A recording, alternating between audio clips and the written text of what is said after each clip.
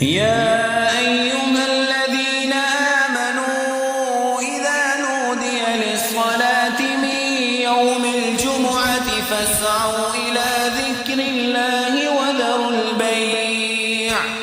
ذلكم خير لكم إن كنتم تعلمون